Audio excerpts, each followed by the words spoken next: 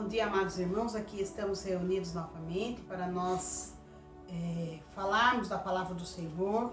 O Senhor nos deu esse privilégio de estar nessa manhã para refletirmos novamente da sua palavra.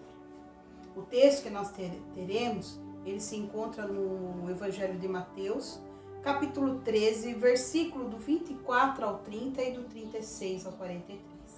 Mas antes de nós fazermos essa leitura, vamos fazer uma oração. Senhor, nosso Deus, nosso Pai, muito obrigado pela vida, muito obrigado por tudo que o Senhor nos dá. Muito obrigado das oportunidades que nos deste. E te pedimos que o Senhor abra os nossos corações e nos dá discernimento para receber a palavra que o Senhor tem preparado a cada um de nós essa manhã. É isso que nós pedimos em nome de Jesus. Amém. Outra parábola lhes propôs, dizendo: O reino dos céus é semelhante a um homem que semeou boa semente no seu campo. Mas enquanto os homens dormiam, veio o inimigo dele, semeou o joio no meio do trigo e retirou-se.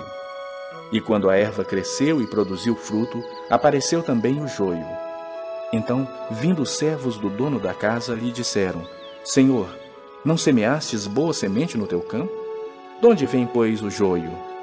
Ele, porém, lhes respondeu: Um inimigo fez isso. Mas os servos lhe perguntaram: Queres que vamos e arranquemos o joio? Não, replicou ele, para que, ao separar o joio, não arranqueis também com ele o trigo. Deixai-os crescer juntos até a colheita, e no tempo da colheita direi aos ceifeiros: Ajuntai primeiro o joio, atai-o em feixes para ser queimado. Mas o trigo recolhei-o no meu celeiro. Então, despedindo as multidões, foi Jesus para casa. E chegando a ele, os seus discípulos disseram: Explica-nos a parábola do joio do campo. E ele respondeu: O que semeia a boa semente é o Filho do homem. O campo é o mundo. A boa semente são os filhos do reino. O joio são os filhos do maligno. O inimigo que o semeou é o diabo. A ceifa é a consumação do século, e os ceifeiros são os anjos. Pois, assim como o joio é colhido e lançado ao fogo, assim será na consumação do século. Mandará o Filho do homem os seus anjos, que ajuntarão do seu reino todos os escândalos e os que praticam iniquidade, e os lançarão na fornalha acesa. Ali haverá choro e ranger de dentes. Então os justos resplandecerão como o sol no reino de seu Pai. Quem tem ouvidos para ouvir, ouça. Nesse texto da parábola do joio e do trigo, Jesus ele propôs que, dizendo: O reino dos céus é semelhante a um homem que semeou sua boa semente. Mas enquanto o homem dormia, veio o inimigo dele e semeou o joio no meio do trigo. E eles cresceram juntos. Os servos, vendo aquilo, vão até o seu dono e falam: Senhor, o joio cresceu ao meio do trigo. O que faremos? Deixaremos? Quer que arranquemos tudo? E ele diz: Não, deixei que cresçam juntos. E crescendo os dois juntos, aí sim, arrancarão-se os joios, serão jogados ao fogo, e aí sim faremos a colheita do trigo.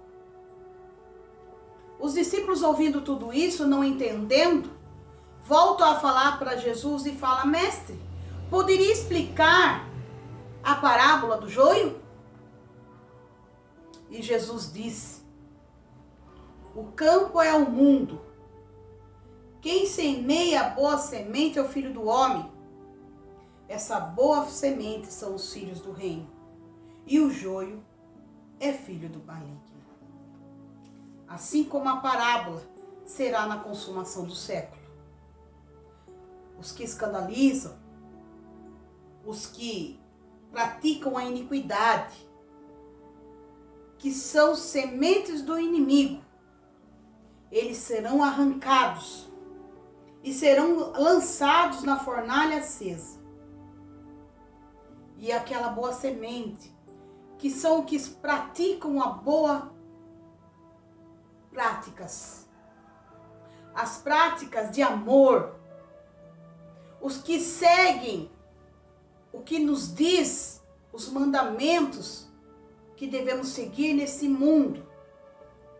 Esses são os justos, e eles resplandecerão como o sol no reino do seu Pai. Quando nós vemos essa parábola do joio, nós podemos falar o que isso pode nos trazer como boa prática. Como isso pode nos levar a refletir para os nossos dias? Primeira coisa que nós temos que ter em mente. Temos que ser essa boa semente.